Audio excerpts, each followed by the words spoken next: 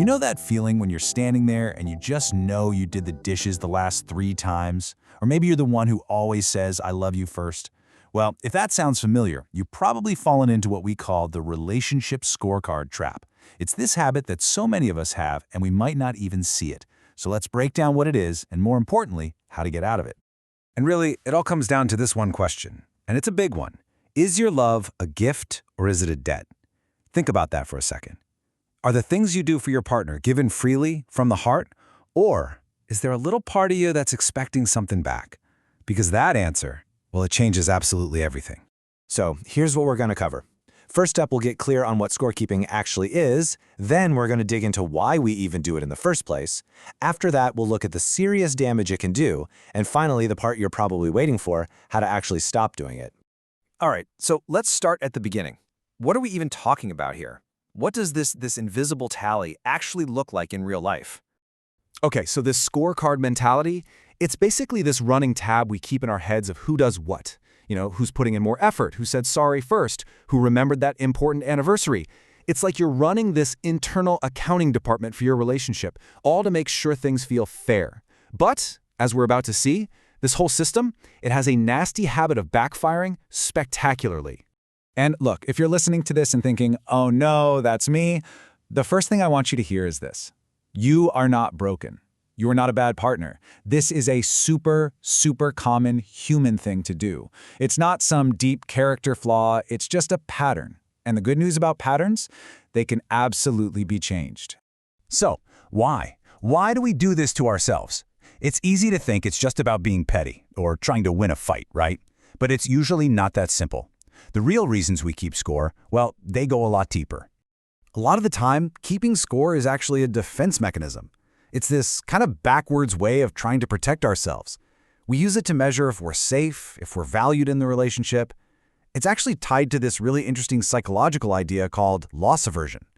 Basically, humans feel the sting of a loss way more intensely than the joy of a gain. So we keep score to make sure we don't get taken for granted, to make sure we don't end up on the losing side of things. And this really puts it all into perspective. Just look at the difference here. On one side, you've got a real partnership. It's team-oriented, it's all about giving, it's focused on we. But on the other side, that's the transactional world of scorekeeping. It's all about who's ahead, what's fair, and it's always me versus you. It completely changes the entire game. And that change in the game, well, it has some pretty serious consequences. This isn't just some harmless little quirk. Keeping score comes with a really high price tag for your relationship. Think about what makes a relationship truly great. At the absolute core, it's intimacy, right? That feeling of being completely connected, that deep trust, that ability to be vulnerable. That's the bedrock. That's the foundation. But as soon as that scorecard comes into play, something starts to eat away at that foundation. It's like a slow poison. And in those cracks, something else starts to grow. That's something? It's resentment. Because when every act of kindness feels like an entry in a financial ledger, that genuine connection just evaporates. And all you're left with is this constant nagging feeling that you're getting ripped off. So let's get specific about the damage. For starters, it absolutely kills spontaneity. Why would you do something nice just because if you know it's being logged? It creates this exhausting tit-for-tat dynamic where you're not partners anymore, you're opponents.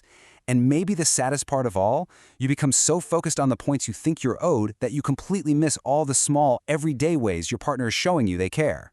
And this quote just says it all, doesn't it? Love should be a gift, not a debt. A gift is free. There are no strings. A debt, well, a debt is a burden. It's something that has to be paid back. We have to make a conscious choice about which kind of relationship we want to be in. All right, so we get it. We know the problem. We know why it's so damaging. So the big question is, how do we actually stop? Let's get into the practical, step-by-step guide for putting down that pen and tearing up that scorecard for good. First things first, you have to be brutally honest with yourself. Ask the hard question, am I giving freely or am I giving to get something back? Next, you gotta shift your thinking. It's not I did this for you, it's I did this for us. Third, and this is a big one, learn to talk about your needs, not your list of complaints. And finally, here's a fun one. Flip the whole idea on its head. Keep a new scorecard, but only write down the good stuff. Now, this right here is so important because it shows you exactly how to do it. Look at the difference. Instead of handing your partner an invoice that says, I did the dishes 3 times this week, you're sharing how you feel. I'm feeling a bit overwhelmed by the kitchen. See that? You're not pointing a finger, you're opening a door. You're swapping a grievance for a genuine bid for connection. And that, my friends, is an absolute game changer. So I want to leave you with this to think about. Right now, what is one point, one little tally mark on your mental scorecard that you can just decide to erase today? Just let it go. Because dropping that scorecard for good isn't just about improving your relationship. It's about getting back to the pure joy of giving love freely, with no strings attached.